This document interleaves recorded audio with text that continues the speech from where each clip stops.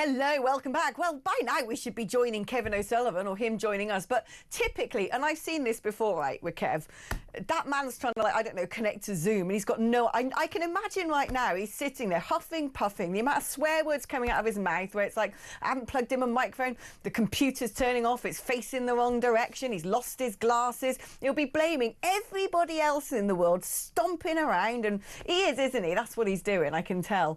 But so we are waiting for Kev to join us when he figures out how to join the 21st century and operate a laptop. I mean, I love him. We are going to be talking about Meghan Markle. How hot are you on discussing her? Yeah, I know, this is why we need Kev, really. Anyway. And another thing that I really hate, Meghan Markle. Meghan Markle. I can use the time to tell you that coming up very soon, 12:45, so in an hour's time, I'm going to be joined by Liz Truss. She has gone over to Washington, D.C. for CPAC, which is the big gathering of the great and the good. Nigel's gone there as well. It's like 1 minute it's art conference, next minute it's CPAC. They're both going to be giving big competing speeches, keeping the British end up at the other side of the pond. And so we're going to be having her live from DC talking to us about what she thinks the state of the nation is. Well, that's going to be exciting, isn't it? I love Liz. I know, and I'm very cruel about Liz Truss. No, but so many people are, and I understand that you have to stick up for her. But honestly, and you mentioned actually that there was also this ARC conference that's been going on in London. I find this all very, frankly, demoralising.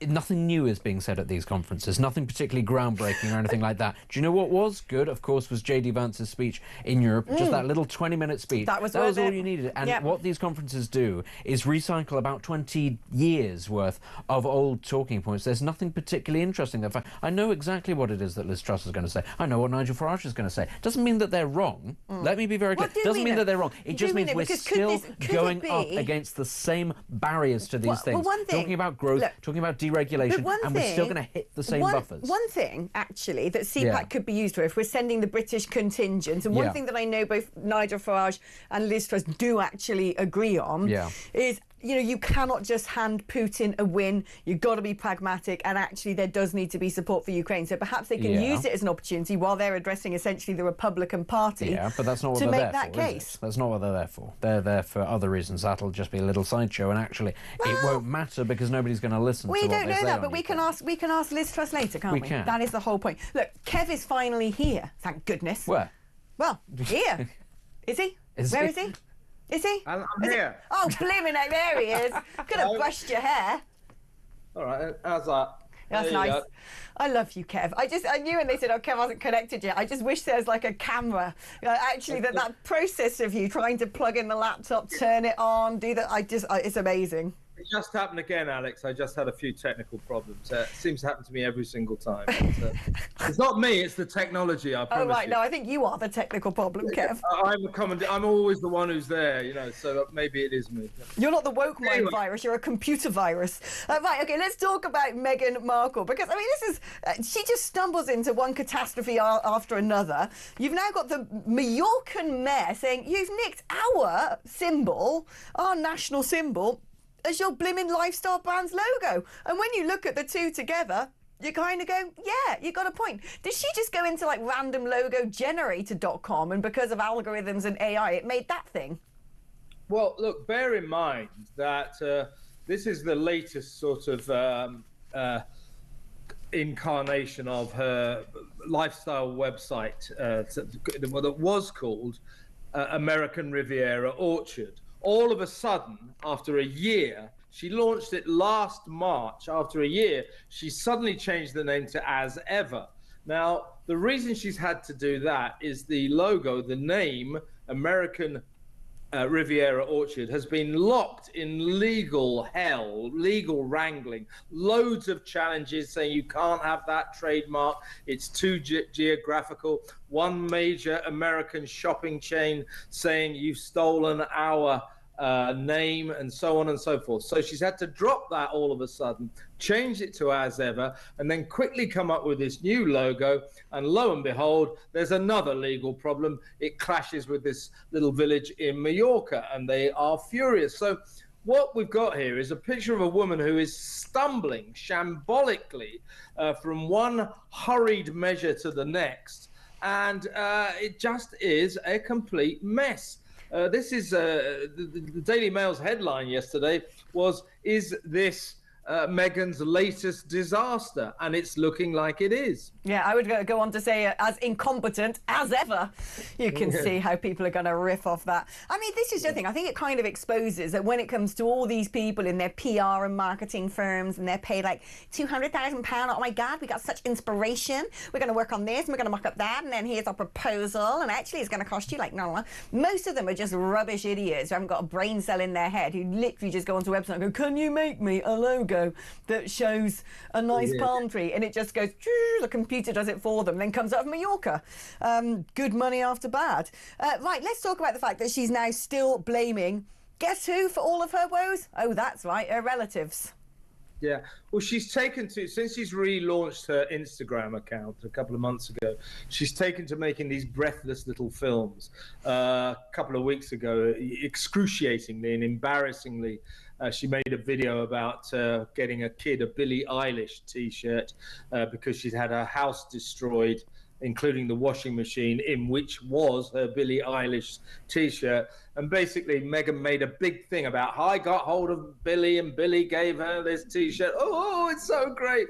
Well, you know, you could have got it off the internet for about $15 in about 2 seconds flat. So that was embarrassing. That was slammed by all and sundry.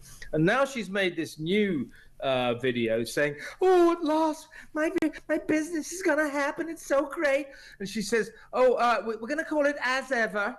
And she says, we've had As Ever registered since 2022. Well, why didn't you call it As Ever then? You didn't call it As Ever, did you? You called it American Riviera Orchard. So suddenly, I think by Netflix, who are trying to recoup some of the $100 million they gave to the gruesome twosome, Harry and Meghan.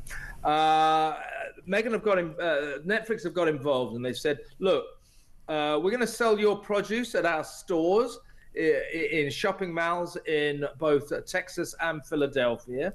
And we're going to coincide with the launch of your show, With Love, Meghan, which goes out on March the 4th.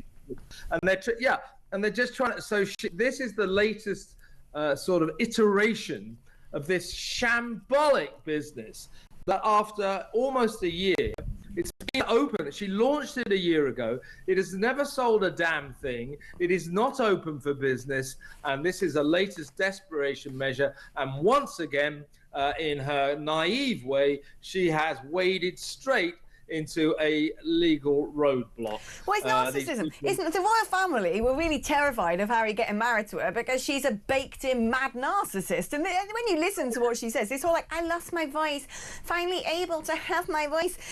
I wanted to share it with you, but I haven't been able to share it with you in the same way because of the royal family. You know, they wouldn't let me, essentially, become the entire Meghan show because, you know, family is in the title there. It's about the royal family. You're part of, you know, a whole group of people representing a nation.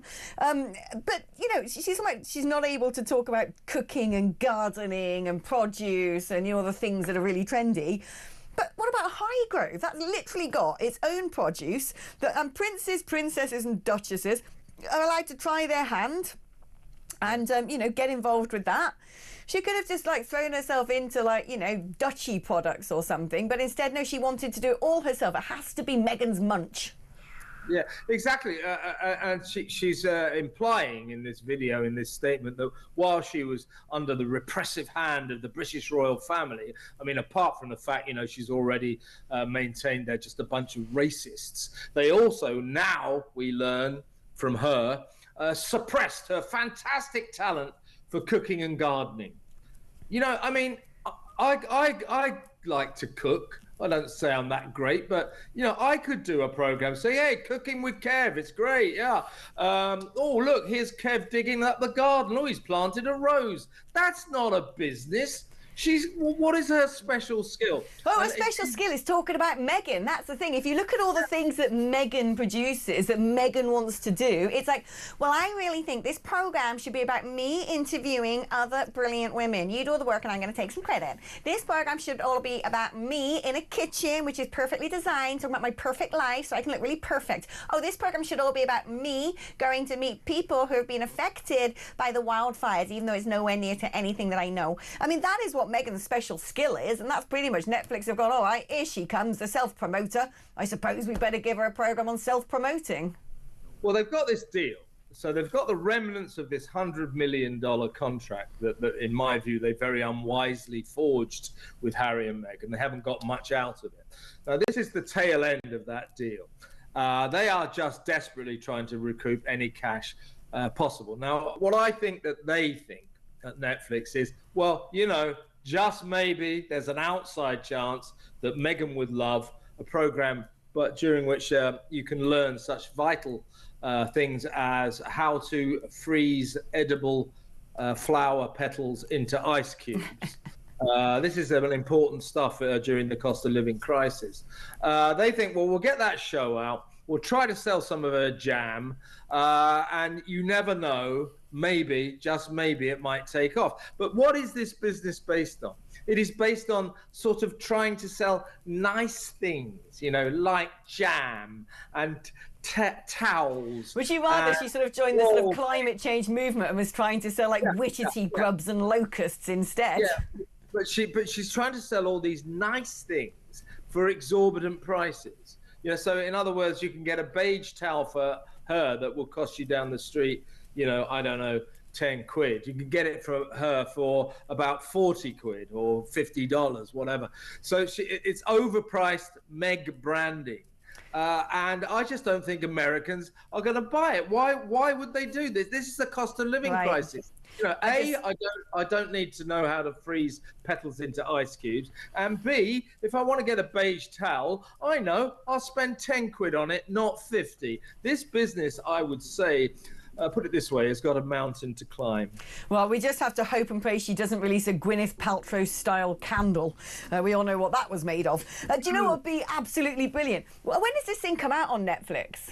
March the 4th. Do you know, we should get together, right? We should watch it and just be like, you know, our own version of Gogglebox. Sit there and slag off every single little scene in it and then just put it out to the world to enjoy as some sort of, you know, release. You see, you should have kept that idea to yourself. That is a really good idea. Let's do it. Well, there you go. Well, I told you about it. There you go. We'll get on with it. And now I've said it on air, people are going to be demanding it. We've built up an audience, unlike Meghan. Everybody will be doing it now. Oh, yeah, no, they won't do it as well as us. Well, Kev, well done, can I just say, well done for being able to set up your computer. We appreciate it. You're coming on leaps and bounds, my friend. All right, there you go, the gorgeous Kevin O'Sullivan.